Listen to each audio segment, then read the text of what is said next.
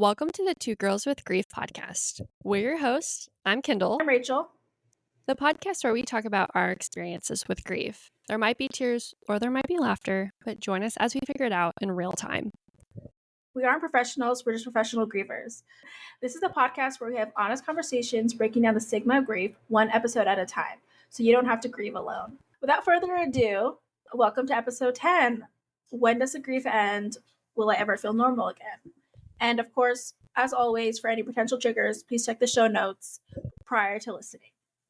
So, the way we start every episode, where are you today with your grief?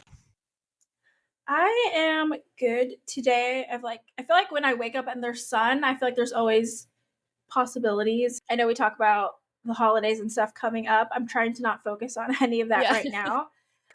Like it's starting to become like turning the depressive corner of just a lot of things to not look forward to. But today I'm feeling pretty good, but that can change. Also, I have my dog here if you see me moving my arm. So Oh, yeah, he's a very needy, but he is my love bug. So so today it's pretty good. If there's sun out, I'm happy. But what about you? Yeah, it's funny that like when it's a good day, like the weather is perfect. It's like how weird that it like affects your grief, and like you can have like a good day when the weather's good. Yeah, I feel like when there's stormy or like cloudy, it's so easy to just get into your feels about everything. So here in Texas, like it's always really hot and humid. It's always humid. And so if you're not you don't go outside that much, believe it or not. Like you're inside a lot of the times with the AC. And so like being do people trapped have indoors. pools? Oh yeah, I feel like a lot of people have pools. I don't have a pool. My yard is really tiny, but I feel like people have pools, but it's like it's a weird heat. It's like it's a sweaty heat. There's something about Texas heat. It's just kind of sweaty. Sweaty. Yeah. You should have seen you should have seen Kendall had her huge fan out earlier. That was really funny. I was like, oh, it is good. I was like, wow. Here. I was like, that is a massive fan you got going on. Well, and I've got my big fan going. I turned off my littler fan because it makes a lot of noise. But I was like sitting next to the window. I could feel the heat radiating, and well, right now that it's kind of cooling down, like it's probably like in the 80s right now, and that's like Texas are getting out. We're like, oh my god, this is great weather. 80 That's degrees. So hot for San Francisco. Not for California, but like for San Francisco, that is so hot. And yeah, today I just have my little fan on because apartments in San Francisco generally do not have AC, and my apartment's older, so shocking. If it's hot, it's hotter inside. If it's cold, it's colder inside, and that's just kind of my life, unfortunately. Yeah, no, I get that. So speaking of being outdoors, where I am with my grief is that my dad's passing day is coming up, and so I've tried to be, I have a couple years now under my belt, and I'm getting better at this every year, and trying to be, instead of like reactive and really somber on the day and just like not taking like charge of it, I'm being more proactive and like trying to find ways and like coping mechanisms to put myself in a better headspace. Not like so much of a depressive one, but more of like a reflective one, and just like being more appreciative of my dad and his life and, his legacy, rather than just like being so depressive and like, kind of thinking about like the woe is me. And there's like nothing wrong with that, because I was definitely in that headspace. But I'm trying to just be better about being good to myself and having a stronger structure in like my grief in a healthy way. Yeah, I feel like it's really hard to know what to do on these days. It's like, do you want to celebrate? Do you want to not necessarily celebrate, but like honor them, or ignore it, or do something? And I feel like that's really hard. I mean, I feel like especially like as I lost with my sister and my mom, I feel like all those dates for my dad kind of just like got left behind. It's like you just like weren't at the top of my pain, so they're kind of forgotten. So I feel like now I'm trying to take the big view picture of like what I want to do for these weird days. It's hard to know.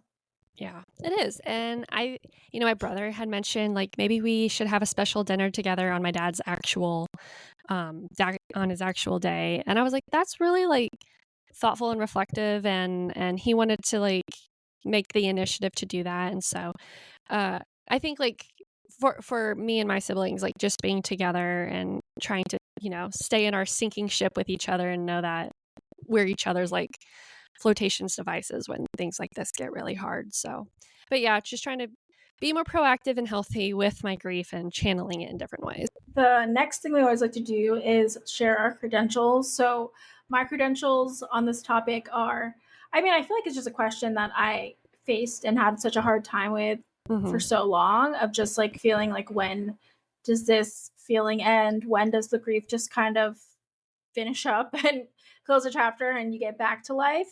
And feeling like, when am I ever going to feel normal? It's something I definitely struggled with so many times.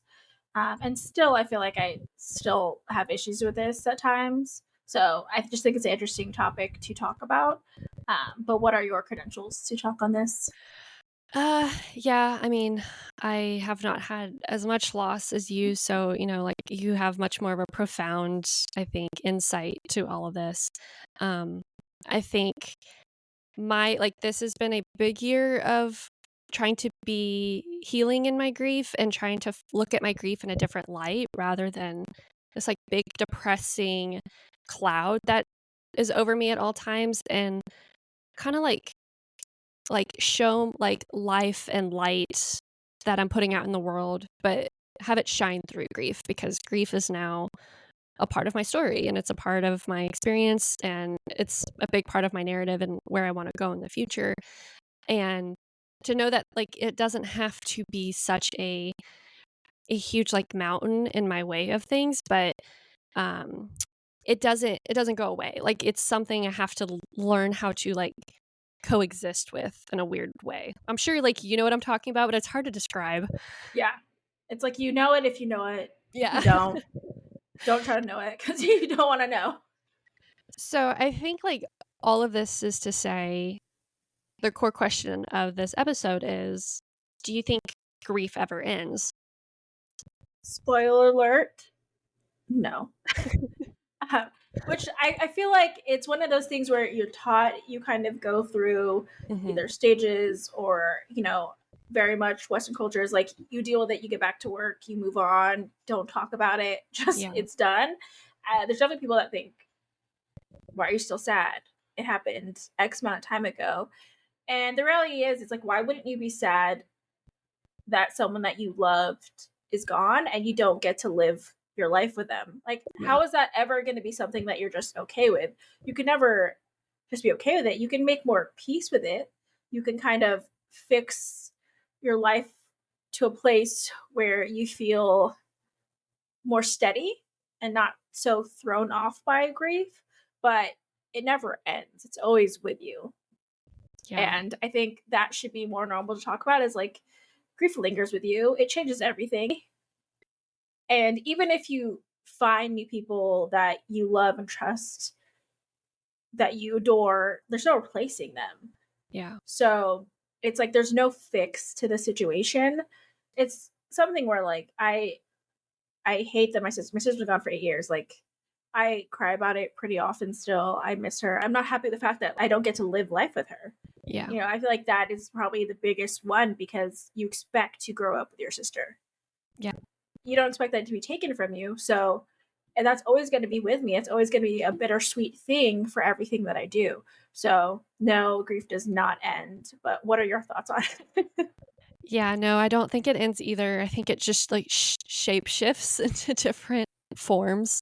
And yeah, you're right. There are like, it's funny that if you have never gone through a loss, I'm so jealous of you. Like the Yeah. happiness that I had for things prior to loss, you don't realize how happy you are until you can't be that happy again.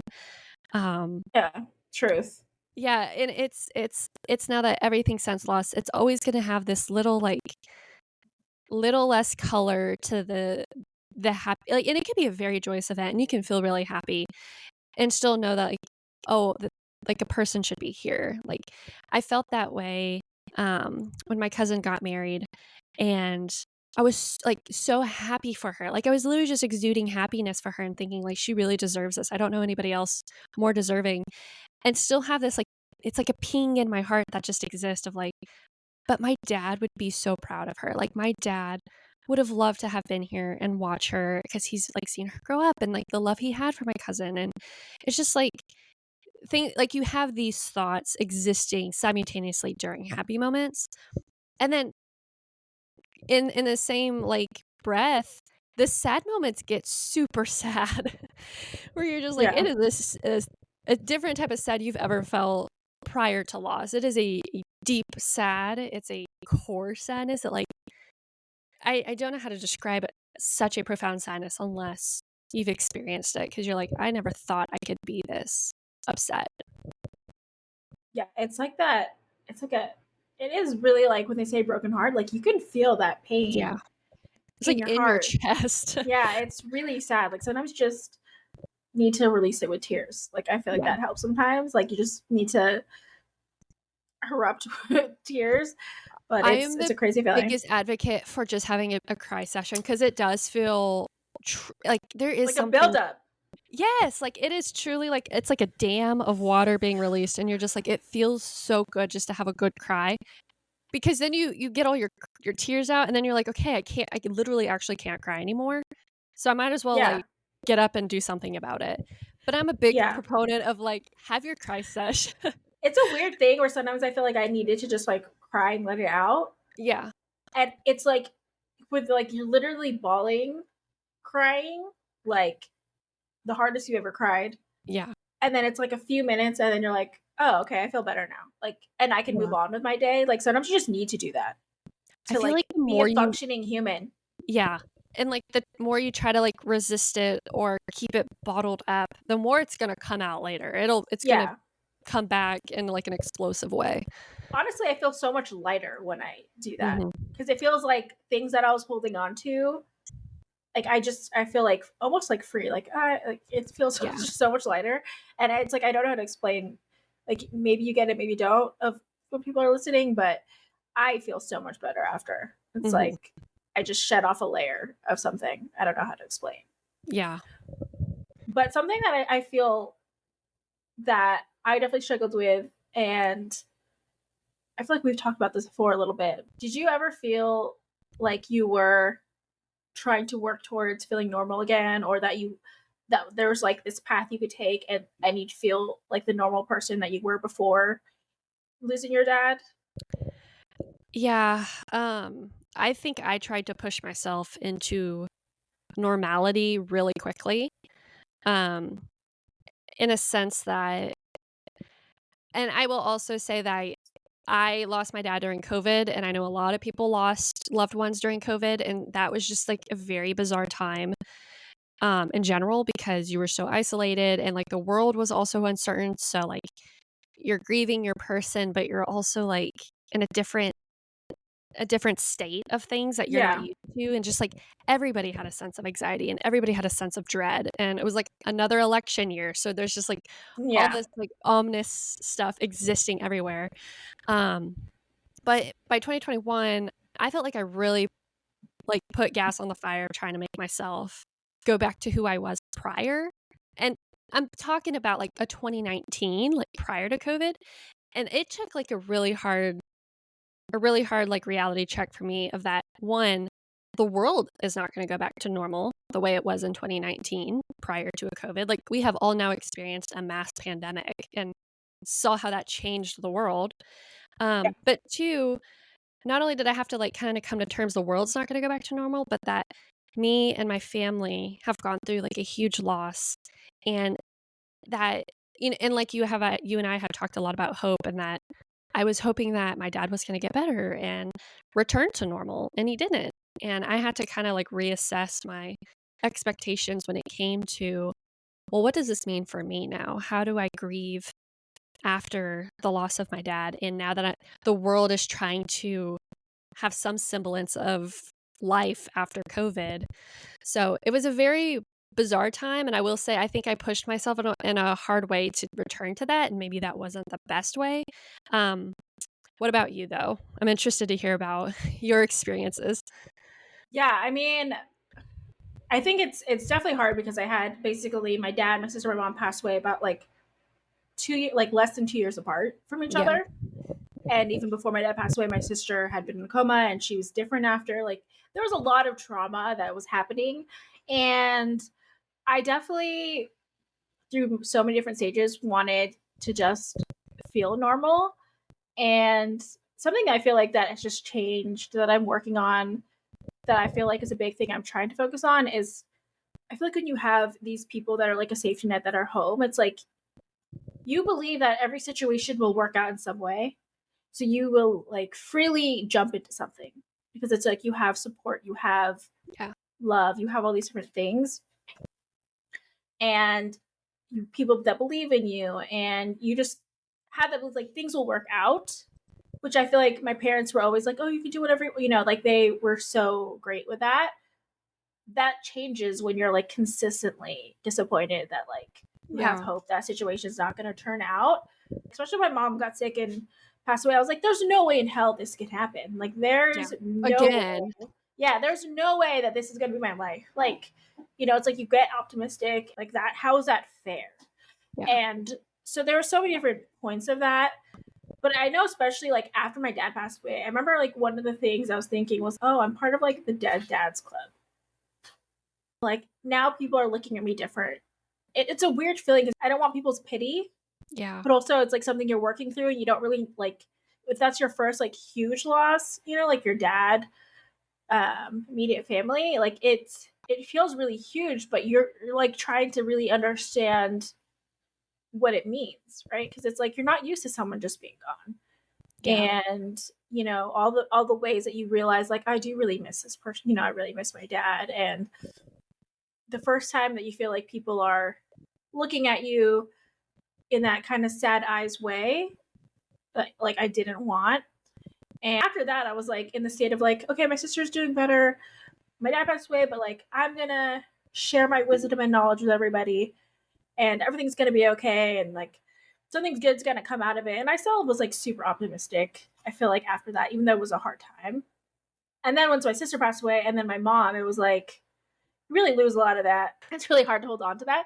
And I was striving so much to like, when am I gonna feel like this homeostasis feeling again? But I had to come to terms with that, of like that there's no normal, because I have changed so much from that first incident. Even when my sister was in coma, I've changed so much from that till now, and just like everything I've been through, it's like I'm not the same person at all. And there's definitely some things I want to get back, like that optimism and that like good things are coming and I deserve good things, and no matter how much crappy things happened, like I can still have really good things in my life, and I can go for things without worrying, with like believing that it will come through, like that I can go for this and it will work out. I'm working on that because that's something I don't want to lose, even though that's a hard situation. Yeah. It's hard to keep that, and like the people that were like cheerleading for you the whole way are gone. So it's something like definitely mental toughness that I'm dealing with for that I'm like continually working on. But I did have to come to the realization like there's no normal, because that girl doesn't exist, and it's not a normal, that normal life that I had, normal whatever this normal life is completely gone. There's a song by Griff. The song's basically about like missing the former self, and I think she talks about like being that person, that young person that kind of like has this joy, and life has kind of beat her down. It's kind of like in that song, and I really related to that song because it's like I miss that person so much sometimes, because I just feel like I was so carefree in so many ways. Yeah. And I wasn't like jaded, and I'm working on that part. But that song I like was replaying so much. I think it's the same, like you miss that person, like I miss me too. Like I miss who I was, but there's no normal return to, because everything got blown up. Yeah. So So, what do you think is realistic to expect in your grief journey? Oh my God. What is realistic to expect on your grief journey? I feel like to expect the unexpected because That's there's not good. really, it's not, it's like everyone's journey is a little different. Hmm. And it's like so much is taken from you. You go through this whole thing. There's not really a ton of resources yet. I feel like there's a lot of good things coming out now where people are actually like addressing the huge impact that grief has, and it's not normal to just like go back to work or expect people to be back to normal, into Yeah. this world, because there that doesn't exist. I think people I think what you should be realistic in grief journey is just like allow yourself to feel all the things and kind of see where the chips fall, because you're gonna have to figure out like what about me has changed to this, what has grown. It makes you, view your friendships differently, your relationships to people differently, like what you need is differently. It challenges a lot of things because you need more from people in certain ways, and that can challenge you, like if you're dating someone and they're not there for you in the way that you need. Or I've seen a lot of conversations about that, and there's just so many different things that kind of rapidly happen when you're grieving, especially early on, that I think you kind of just like have to let yourself feel it and not put it away. It's going to feel really sad. It's going to feel really isolating. It's going to feel like the world has moved on and you're the only one still sad about this person, that you're the only one that cares the amount that you do. And I like to think generally you're not the only person that loved them as much. Like, I feel like that's kind of the hope, right? But Yeah. it can definitely feel that way. Um, I think realistically, it's just the worst feeling in the world. And That is the most realistic thing. it really is. And nothing can prepare you for it. Like, people will say, like, oh, I get it. And it's like, you don't get it until you experience that level of pain. Hmm. And I think you just kind of have to don't prepare for it before it happens, just like kind of accept the feelings as they are. And I feel like don't let your life be consumed by grief is kind of like an expectation. And it's really hard. And sometimes that's like too much to ask. Hmm. But I think you always want to circle back to like, this is my life and I want to live it. And this grief journey is going to be ongoing. It's going to be with me for the rest of my life.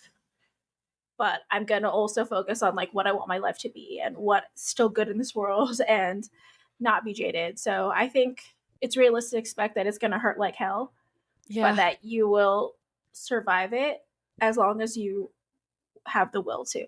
Like, you can get through it. You just have to know that your life is still valuable despite the shit that happens. And if I can say that when I've lost so many people, like I hope you can say that too, and get to that point. Because yeah, it's not easy, but I think you definitely should still want that, and that might take a bit to get there. But what do you feel like is realistic? Yeah, I completely echo everything you say. Like, expect it to be the worst pain, expect depression, anxiety to come out of the woodworks, and you be like, where is this coming Yeah, from? Expect people not to understand uh death and dying and loss and grief. And this is now a journey you're on, and you're right, everybody's journey looks a little differently. Um but it's weirdly like me and my brother and sister, we lost all the same person, and yet we're all on a very different grief journey. And to have respect for that and have respect for other people's way for wanting to heal things. Expect that you, for a long time, you're not going to want to do happy things, and that's okay. And but no, it's not forever, because I think there's also this thing that happens, and I think it's a different time for everybody.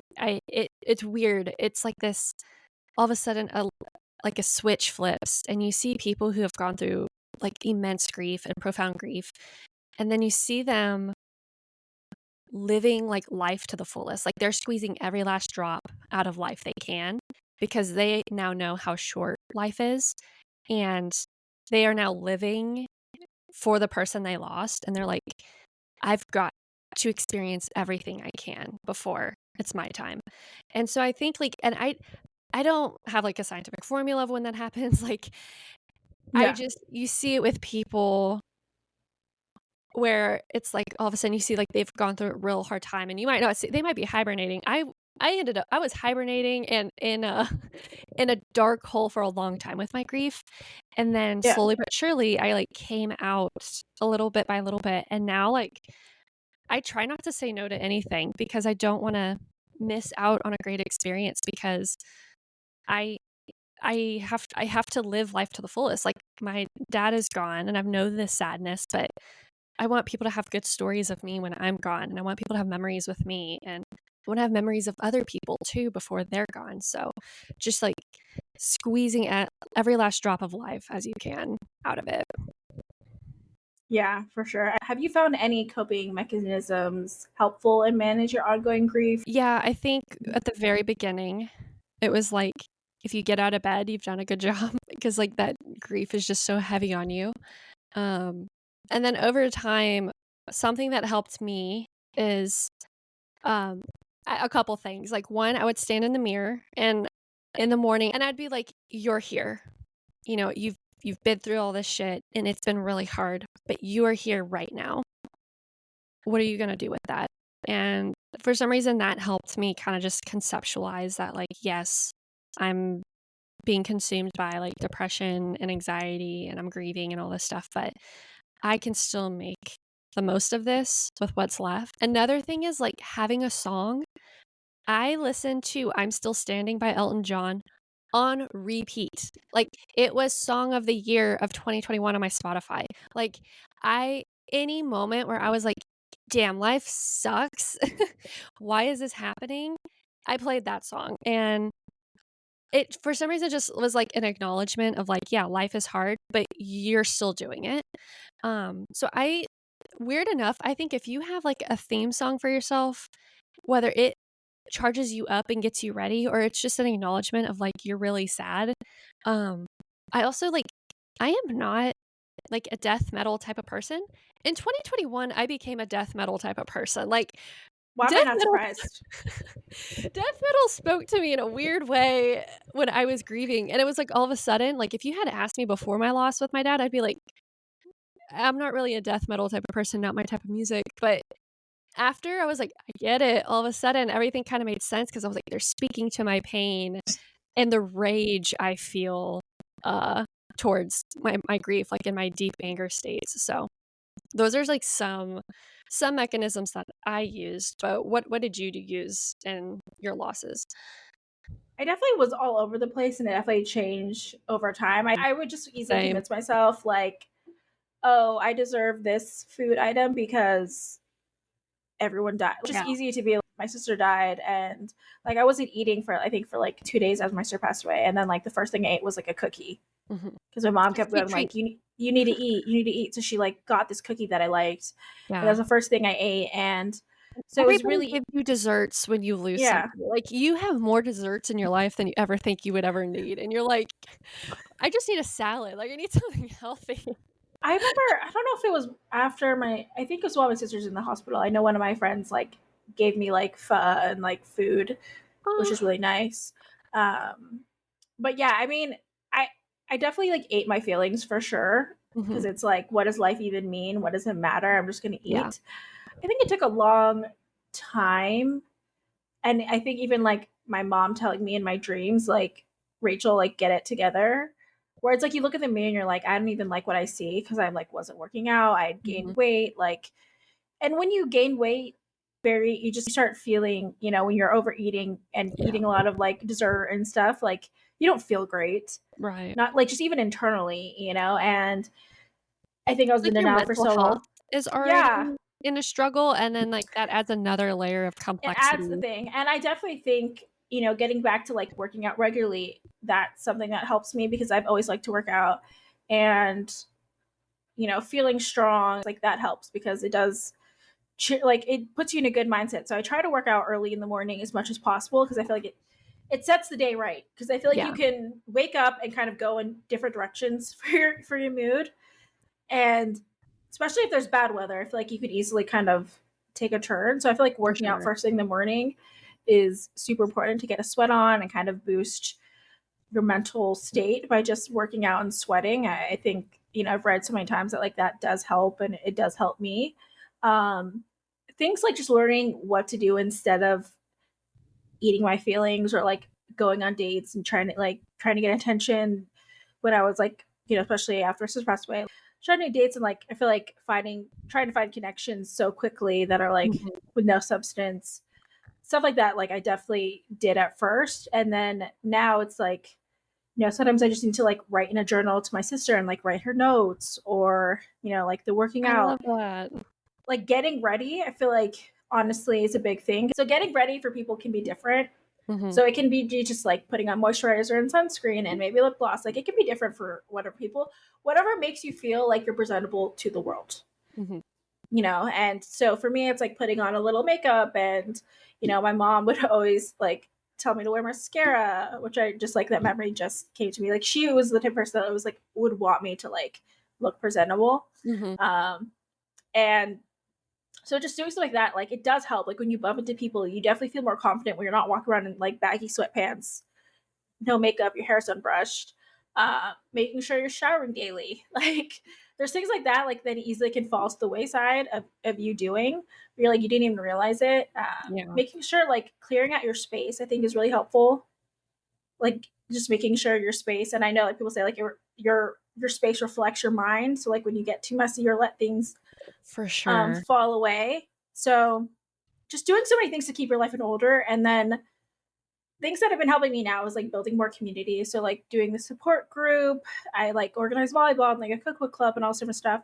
I think that has been bringing a lot of joy of like picking up a new hobby. Like I've been wanting to play Mhm. volleyball, so I started playing volleyball. Like just allowing myself to have these hobbies. Even like I've been wanting to have a patch jacket, like where you collect patches and put it. Oh, how fun! So I've been doing that. So like every time I go somewhere and there's a patch, like I buy one, and so now I have this jacket I that love I'm that. collecting That's so patches, and cool. it's just something that I wanted to do, so I'm doing it. So like finding just new joy for my life is something that I think has been helping. So it's just like a Yeah. lot of little things to keep going, and then of course like getting a dog has been amazing. Yeah, But the we're best we're coping mechanisms. we're basically attached to the hip. He's laying here right now. So I mean that's always been helpful, and it's different for everybody. Also just like getting outside, Mhm. kind of getting into nature is always helpful. The sun is like a It weird thing for the is. brain. Like, all of a sudden, you're like, "Okay, this grief is manageable." Like, it's not as, like, And that's life-ending as I yeah, thought. and that's I think for like depression too, and I feel like Yeah. grief is closely connected to that. But yeah, sometimes you see the sun, even just like the breeze, or see the ocean or the water, like whatever you have available to you can really put in perspective for some reason. So, why do you think people think that they can go back to normal, or that, like, their grief will eventually end and they'll return back to who they were before? I think it's really like Western culture, like what you're taught. You aren't taught how to grieve people. I've seen more recently like there's like grief camps for kids and even maybe Mhm. adults. um, I know that's something we talked about eventually doing, is like having some retreats, Yeah. and grief like adult retreats. And I think that's amazing to see that like kids are going to these camps and actually dealing with grief and processing grief. But I feel like the norm is still very much, it happens, and you go back to school, you go back to work, you go back to life. And that's just not how it works. But you're taught that you're kind of only given XY, amount of days, Yeah. and you have to go back to life. And then it's also just the matter of like, after a certain time, your friends stop asking about it, and people stop asking about it. And so you feel like it's almost like you're crazy to still be feeling it or dealing with it. But the reality is it's with you for the rest of your life. Like the grief Mhm. is with you until you also pass away, and then hopefully you see them again wherever. Hopefully you reunite. I feel like that's a happy thought. But because we're not taught how it really feels, because not enough people are open about it. I'm seeing more people now, Yeah. but it's not talked about so openly.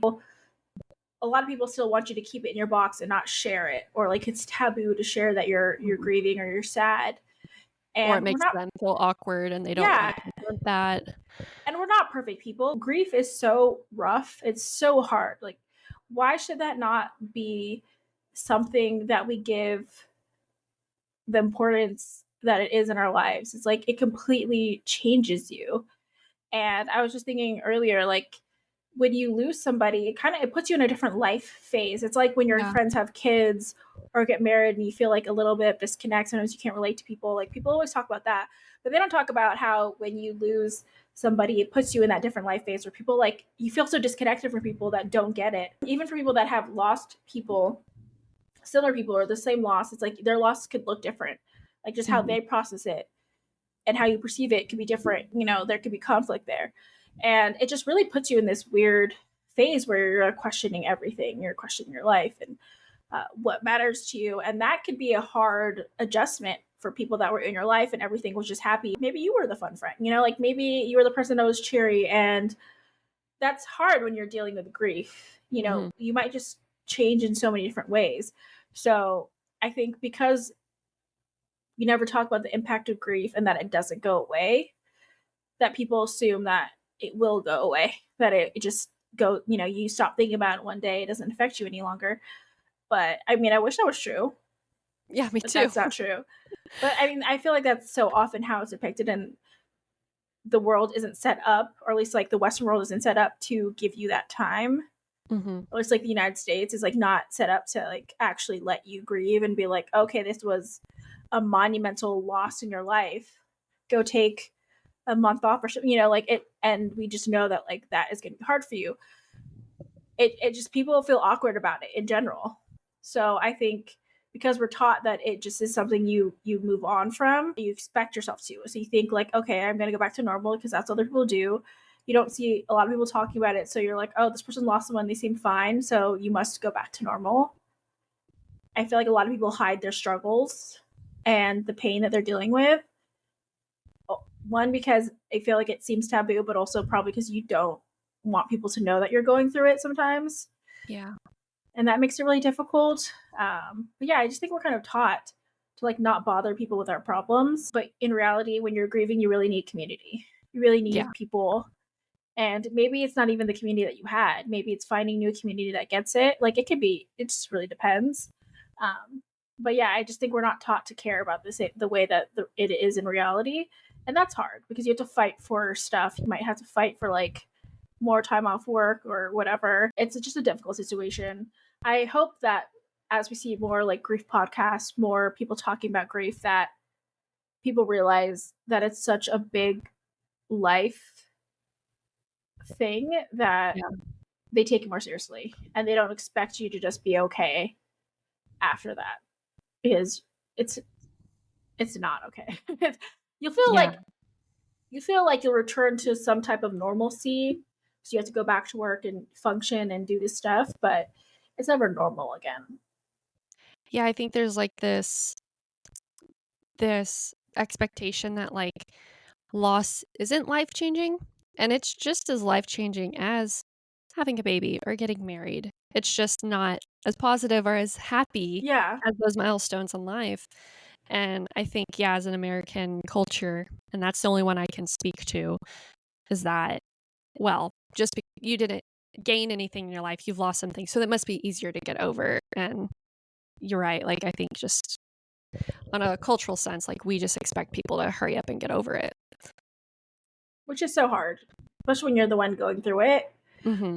It's just like you feel like you have to enter the space that doesn't feel normal to you anymore. Yeah. I think, like, also collectively as a society, like, people just have the perception, and I'm going to use, like, us as the example of, you're hearing us talk about this and you're hearing us laughing about it and you're hearing us, go to book clubs and play volleyball, and you might think that like, oh, they're over it. They've reached the end. Like, good for them. They've reached the finish line. Except, that is what we're putting out there. Everybody listening did not see you and I days after our losses, crying in bed, from morning to night, like, and those days feel very long. Those are big chunks of our lives that like we had to like deal with the depths and the hard parts of our grieving. But people listening and like probably our friends and people who are around us are like, well, they got over it eventually. No, we just had to adapt in a different way. Like, I just I have like we have to go do our jobs. Like I can't just lay in bed all day and cry. Sometimes I wish I would, but I learned how to adapt with it, and I had to learn how to accept that. And I think as well, I think a lot of our friends had to learn how to adapt to us changing as well to this big milestone. It's kind of like my best friend is about to have a baby, so I'm like adapting and learning with her that she's about to be a mom. I can see like little changes of her kind of growing into this new role in life. Um, and she had to do the same thing with me when I lost my dad. She had to like grow and change with me. And she didn't ask for that. I mean, I didn't ask for it, obviously, but she, as Yeah. a friend, had to learn how to do that with me. And so I think like a lot of people who may not be in the depths of it think like, oh, there has to be a finish line because, they hear us laughing and joking and doing fun things. But that took a long time. That took a lot of reflection. That took a lot of pursuing. And you and I are very, I think, like pursuant people of that. We sought this out, but there was a time that we didn't. There was a time Yeah. where you and I talk all the time. Like the people in our grief group, they're so like fresh in their grief, and like Yeah. we're so impressed by them, and like and that they realized early on they needed support and they needed community. Whereas like I didn't for 4 years. I I didn't look for community. It took us a I long mean, time to get to this point. I 10 years I lost my dad, so it's been a Yeah. long time. A long time. So Yeah. yeah, to think like no, there's you're only gonna change and adapt to it. And it's like unfortunately like how we all have heard on the news. This is the new normal. We're not going back to an old normal anymore. No. So how did you make peace with kind of your new normal or accepting that grief is a lifelong journey and doesn't have an end date? I made peace. I'm still making peace with it. I don't know if I've made like final Yeah. peace with it. Um, but the little things that I did to make peace with it was, to me, it was very important to honor my dad on Father's Day, his birthday, his death day coming up, of like, those made me feel better. For some people, probably may not, and that's totally okay. But I think people need to identify what will make them feel better about this, what will give them comfort in moving with their grief. For me, it's like these little moments to recognize my dad and like the great guy he is. I think as well, like you and I talk a lot about like how nature was really healing with grief. I don't know why it is. It has to be something like very spiritual or cosmic, that like grief and nature, they like hold hands in a weird way. Like they're very comforting Yeah. for each other. And so me having a new appreciation for nature, me like seeking to go outside, I've taken up gardening. I'm now like a bird watcher.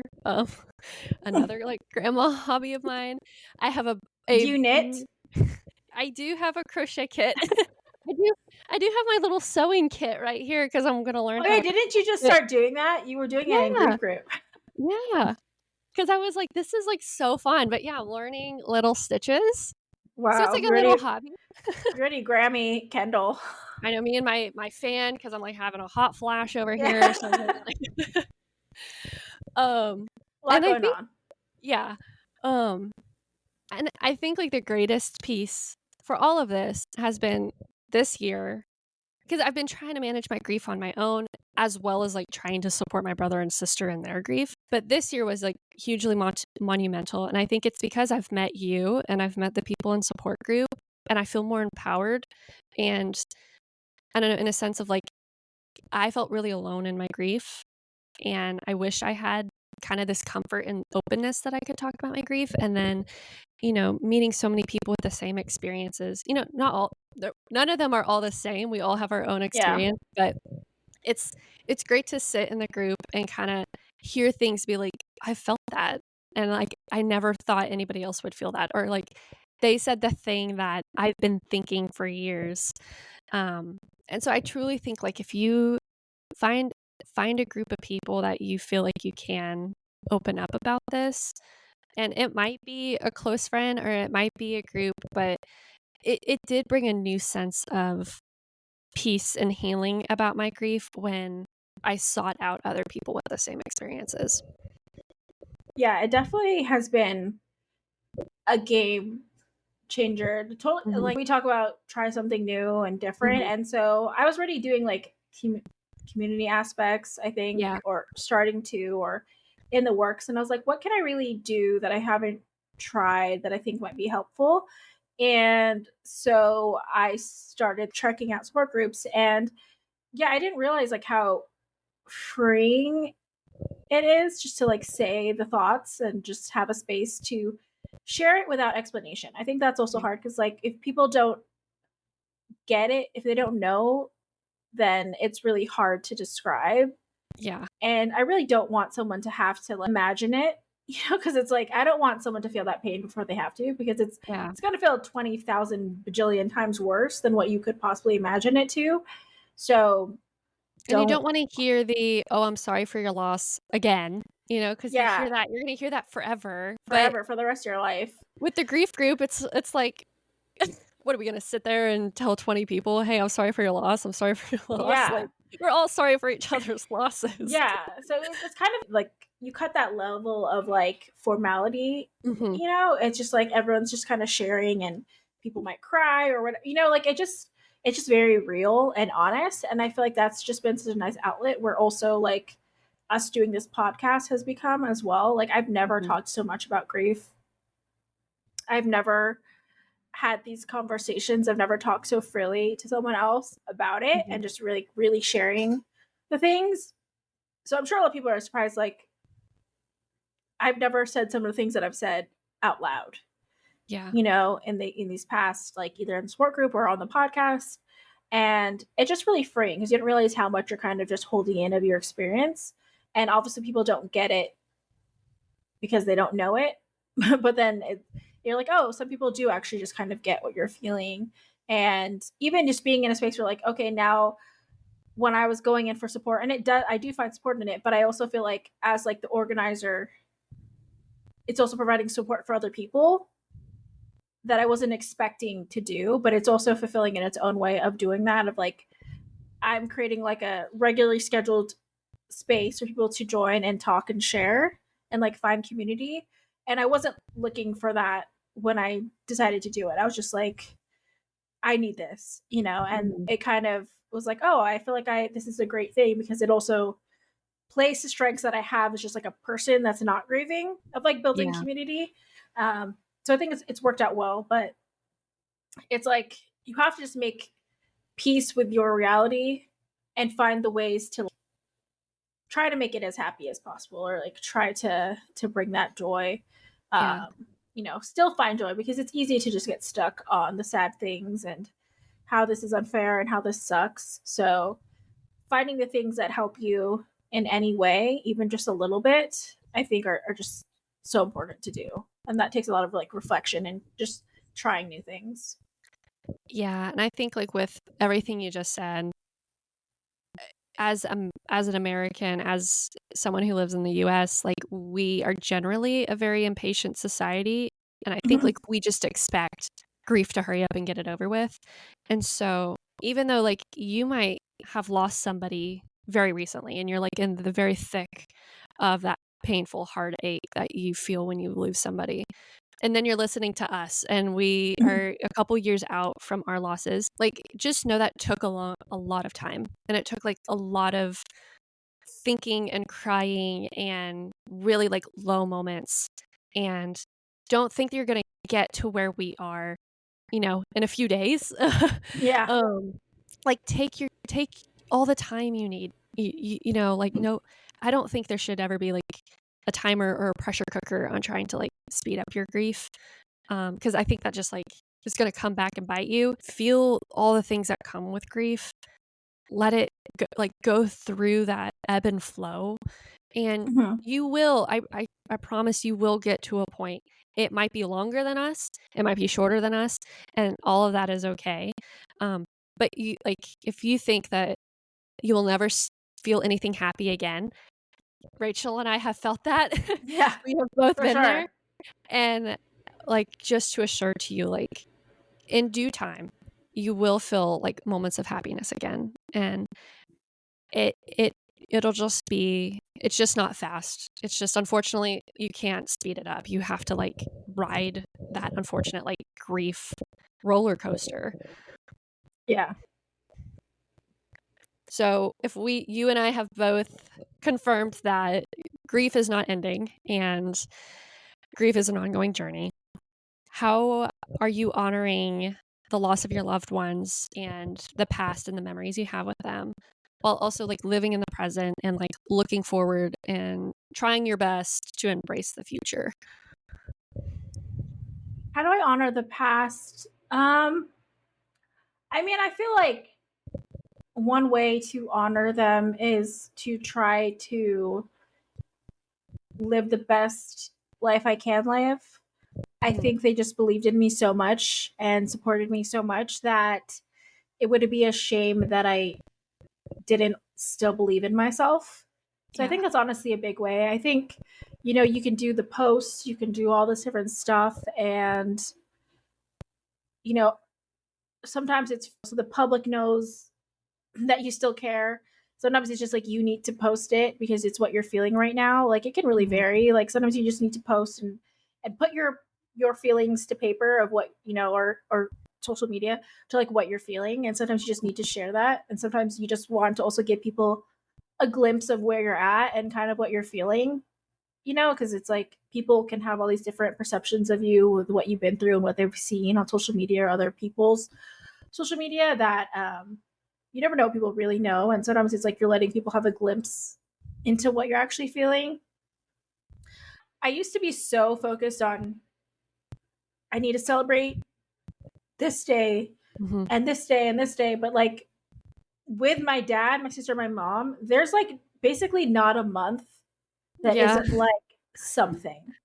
Father's Day, Mother's Day, death anniversary, like my dad's birthday, my mom's birthday, like then there's Christmas, New like there's Yeah. nothing that doesn't there's basically I don't think there is a free month. Like January might be the only month that there isn't anything. Because like February, my mom and my The sister one both month of freedom you have. yeah. February, my mom and my sister both passed away right before my birthday. Separately. So like two doozies. And then also my mom's brother passed away also before my birthday. It always happens after my brother's birthday and then before mine. So I'm like, what the? It's a weird thing. March was my sister's birthday. April was my dad's birthday. Um, May is I think Mother's Day. June is Father's Day. July, I don't think there's anything. August, September, and then October is my dad's death anniversary. November is my mom's birthday, and then it's Thanksgiving, Christmas. So it's like most months there's something, and if not, there might be Yeah. like a sibling day or something. Like every month is like there's something to remind you of them. So I was so hyper focused on that stuff where I was like, I'm not celebrating my own life. Like I'm so focused on making sure that I feel like their life mattered that I'm making my life not matter. And because I have so much close to death, there's that all those different dates. Um, that it became very overwhelming. And like I feel like one day I realized like I need to focus on my life, and if I don't want to do something for one of those dates, like I won't. Yeah. If I want to do something different for like the holidays or something, I will. And just feeling empowered in that choice and being like, this is what I need to do. And like maybe 1 year I'll do something for my mom's birthday, maybe 1 year I won't. Like I just want to stay home. Like that's just a decision that I've had to make and decide upon. And so it's been a lot of like not being consumed by so much grief that I'm not living my life. Yeah. And so, and then honoring them, I think they would be happy that I'm actually processing my grief and taking step forwards and trying to help other people feel less alone in their grief by sharing my story. So, and thinking in the future and thinking of like how many different ways can we help people by doing all the things that we're doing. So I think they would be happy with that and supporting that journey. So I think part of it's just like not letting yourself get stuck. You could be very wistful about how life used to be, and you can get stuck on that feeling. but you're never going to get back there. So you need to just really keep pushing and hopefully start pushing in a positive way. So I think it's just like trying to live my best life is a way to honor them Yeah. because that's what they would want. They wouldn't want me to be sad. And I know that's like a very controversial thing to say in the grief community of people saying like I know they'd want you to be happy, and it's because the disconnect is like when you're in that deep dark grief, someone telling you they would want you to be happy is not going to help because you don't know Yeah. how to get there. You don't even know how to feel happiness when you're that low. Yeah. You're in survival mode in Yeah, that. so I think that's what's hard. It's like it's true, of course it's true, but like someone that's drowning and you saying like you can swim type of thing, it's like it's Mhm. that's not helpful. They need Yeah. like to be pulled out of the water. Like they need that initial like they need to get up. They need to be like not like saved in a sense, like either saved by Mhm. themselves, most likely saved by themselves, but like taken out. And it's like it's not gonna be just like okay that helps. It's like Mhm. yes, it's the reality, but I feel like that's not something you have to get. You have to reach that feeling and that acknowledging that by yourself because you have to get the work to do that and accept that. And the world doesn't just suck, but you have to get there. So people saying that, that's why people hate it. It's because it's like, I wish I could feel happy, and it's a Yeah. time when you really have a hard time with that. So I think that's where people get really pissed off about it, is my thought. But Mhm. I don't know if you know about that controversy. Yeah, yeah, and it is hard to hear when you're in the thick of grief. Some of the things people tell you trying to make you feel better, they're coming from a good place and they're trying to be helpful, but yeah, at the end of the day, anything anybody tells you is not gonna be helpful because it's not like you and I have talked about, it's not gonna fix your grief. Nothing anybody says is gonna make the grief lesser. It's unfortunately like we've talked about, it's the journey you have to figure out. Um, and people can support you and people can be really like attuned and insightful on how to help you. Other people don't. And I think that's a part of these conversations is, you and I trying to, one, destigmatize these conversations around grief and death to make it less taboo. So the people that can support grievers can be better supporters, and grievers can have better tools on how to communicate where they are with their grief, how they're feeling, what they need. Um, because I feel like once the loss happens, the communication is like on such different wavelengths because there's Mhm. people in different phases of it. Yeah, it's a confusing place and time in your life for sure.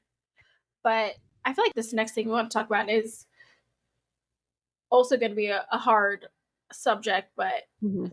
do you think that you can be as happy as you were before loss? So if you had asked me maybe the first 2 years after my dad's passing, I would say no, my happiest days are in the past and I'll never experience those again. And in some sense, there's a little, I feel there's a little bit of like truth to that. Now that I'm a little further out and I'm really reckoning and confronting my grief head on. Um, and I am talking about this more openly, and I have found a community, and I am trying to like embrace life a little bigger than I had before. I have, I, it's weird because it's like there are moments I feel so happy because I know what extreme sadness feels like, and I think because now I have felt what that opposite extreme feeling is, I can now feel happiness even bigger and better than I had before loss. I think it's because I'm not taking it for granted anymore. Prior to loss, I did. I took a lot of things in my life for granted. I didn't realize how lucky I was until my dad passed. Now, of course, in every happy moment, there's gonna be this little like a little corner of that happiness where I'm like, I wish my dad was here, or I wish I didn't have to know what this big sadness feels like, or I wish I had the comfort of my parents, or I wish my family was together. There's always going to be a little corner of that, and you can focus on that, and that's your right. By all means, I'm not telling you not to, but I feel like I have experienced brighter happiness because I know what like a really deep depressive sadness feels like. And I think even now that I know what a deep depressive sadness feels like, on the complete opposite side, I now know like I have to hold on to those moments of happiness because those are like lifeboats to me. I need it to get a float of like the hard times that have happened after my dad's loss. And there has been quite a few where I was like, man, I thought I was going to be done with hard times and moments of grief and like painful moments. And like the sad truth, like I hate to say, is like you have experienced a loss and you're going to keep experiencing loss. You can't avoid it. It's a part of life as much as like, you know, babies being born, as much as weddings. And even in those immense moments of sadness, I have now felt what a glimmer of happiness is. And I now have a very different perspective on trying to hold on to those moments and think, okay, I have survived worse. I have survived worse moments than this. I'll get through this too. I now know I will be okay at some point. It might not be now and it might not be for a long time, but there will come a point where things will even out. It won't be so like high highs and low lows. It'll be a point where it gets more like stable. And I hope that for a lot of y'all listening that you can come out at some point of that like low and just get to a point of like stable and peace. And I think that's kind of where a lot of healing does happen. But what about you, Rachel? I feel like I feel like it's hard in a sense because some people you can really get stuck in your grief that you don't move forward, that you always have it looming over you. And I think, the grief is always with you. Yeah. But I do think it's like you have to kind of seek that new joy and the new thing that bring you happiness. And you can still have fun, like when I'm playing volleyball and I'm having a lot of fun, or like traveling, I'm not necessarily thinking about my family, I'm not necessarily thinking about the sad things. There might be certain things maybe on the trip or something, that made me think of them. But, there are times where I'm just, feeling kind of like pure joy that I feel like isn't necessarily altered by the grief. Because it's like, living in the moment. Yeah, I'm bringing this joy and I'm not thinking of anything else. I think the hard part is monumental moments. I don't, in my opinion, I don't think you can have those be as happy as they were before loss. Because it's like if the people that you want there, the people that you would tell first aren't like at your wedding or when you have kids or, graduation or all these different things, I feel like it's so hard to feel like pure joy in a situation where it's very obvious that there's someone missing or someone's missing. So I feel like monumental moments or just big things, it could be like a promotion or something, or even hard date, like things like that. I think it's really hard to feel as happy as you would have been because it's like the happiness and the grief are like right next to each other, just spinning around, and the grief might kind of outshine it a little bit because it's like, oh, I wish their hair is really hard. So I think for monumental moments, maybe not, but I think for you can experience joy where grief isn't just on your mind and you're just enjoying your moment. I think you can still feel those moments where it's almost like nothing else matters beyond what you're doing, like you're just having fun in that moment and you're living for the moment. Then I feel like, yeah, you can feel like very similar or as happy as you were before.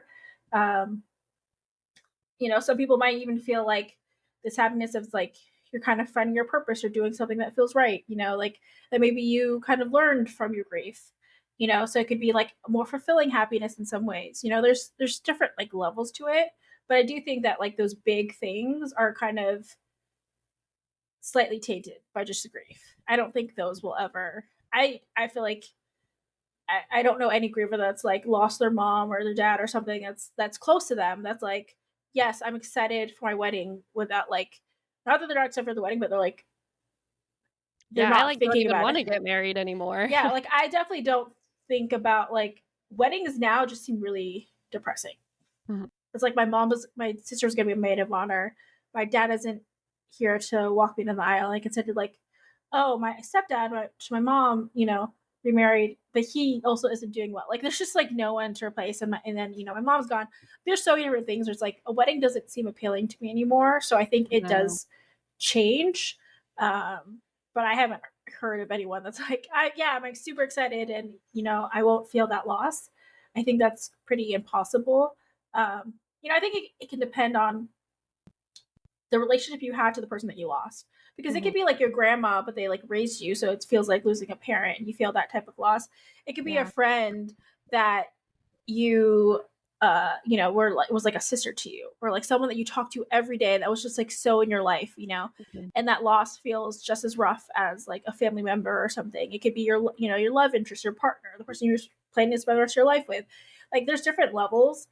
I think if it's just like maybe someone you knew that you were more acquaintances or like friends, but not like maybe drifted apart, it's not like you won't have that won't be hard or there won't be feelings. But if it's not someone that's in your everyday life, I think you could go back to a normal that feels more normal, because life wasn't disrupted, Mm-hmm. right? If it's not someone that like would necessarily be at all these different things, or you talk to every day, or you even see often at all, like sure, then your life might feel more normal after loss. I think it really depends on the level of your relationship to the person that you lost.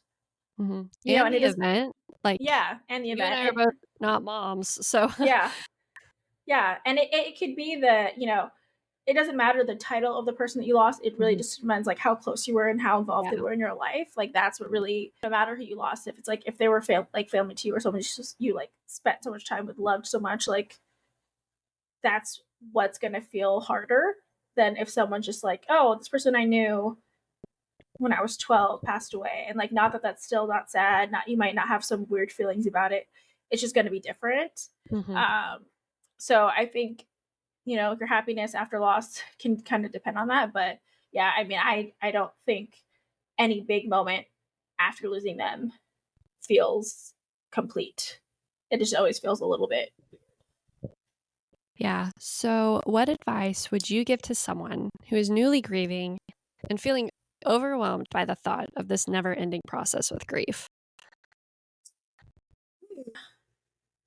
I feel like something that you should do is really figure out like one step you can take.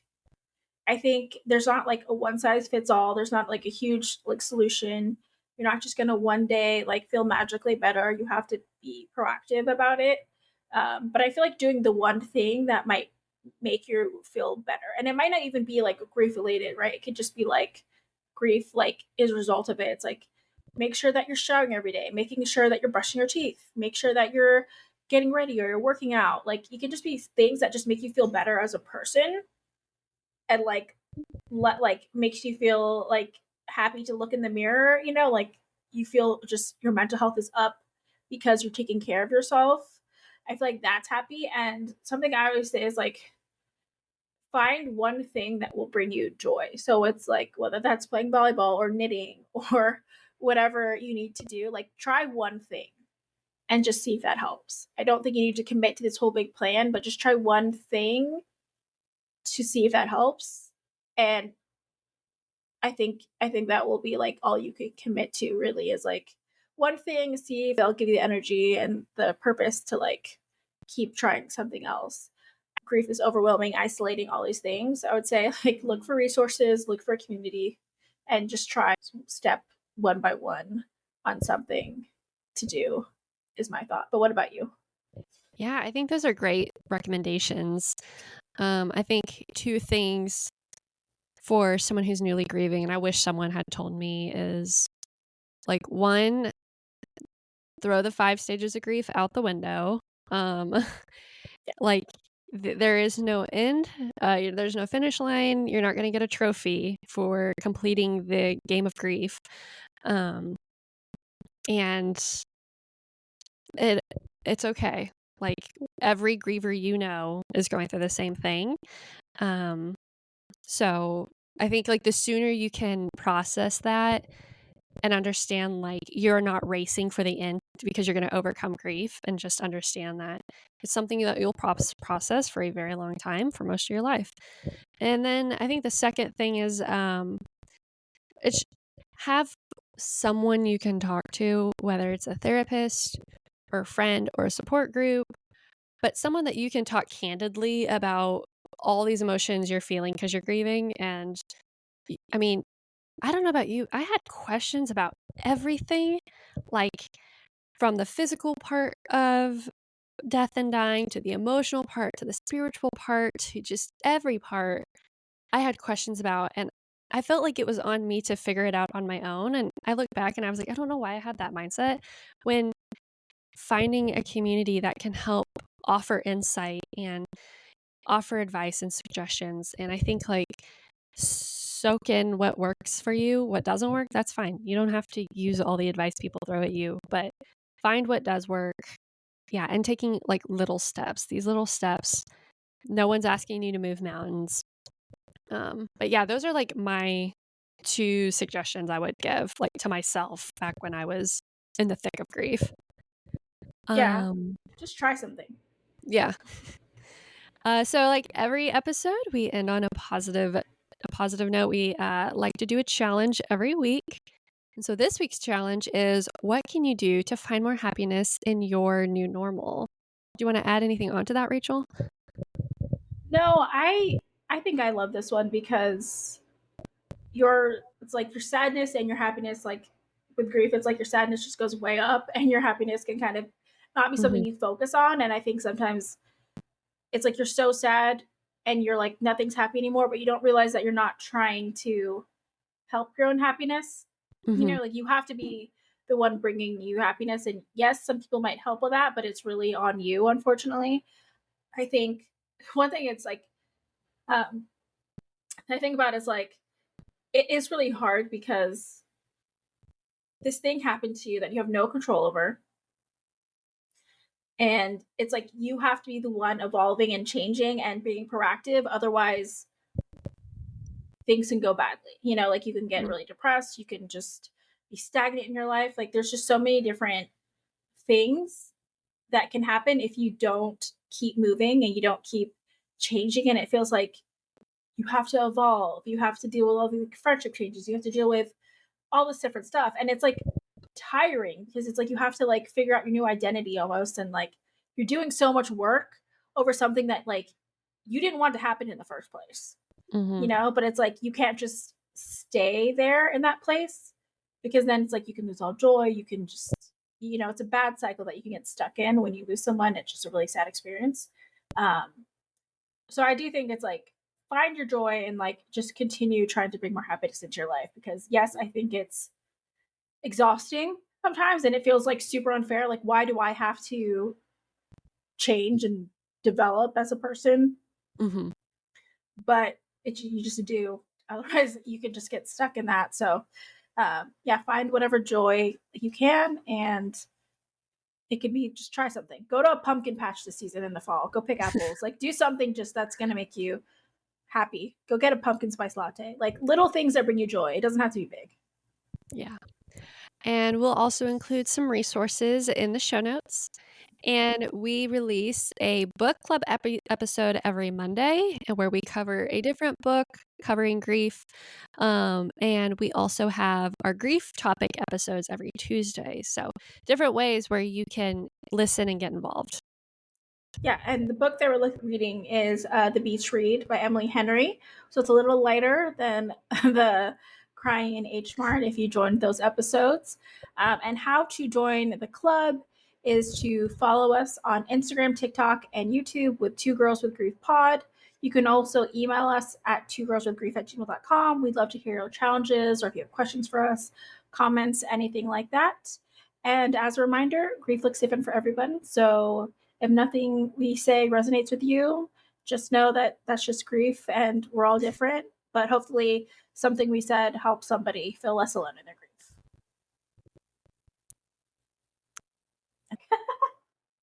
We have 2 more episodes of this season, and we're also going to be releasing a Substack with interviews of people that are grieving and sharing more grief stories that way. So that's really exciting.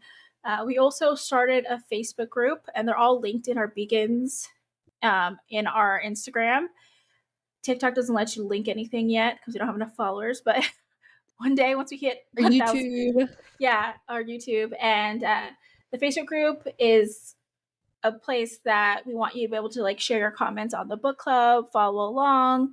Also, if you have any like thoughts, questions about grief in general, you want to talk to the community, you can join that in the links in our bio. So, exciting things coming up. Yeah. Thanks for listening. Everyone have a great Tuesday or whatever day Bye. you're listening to this. Bye.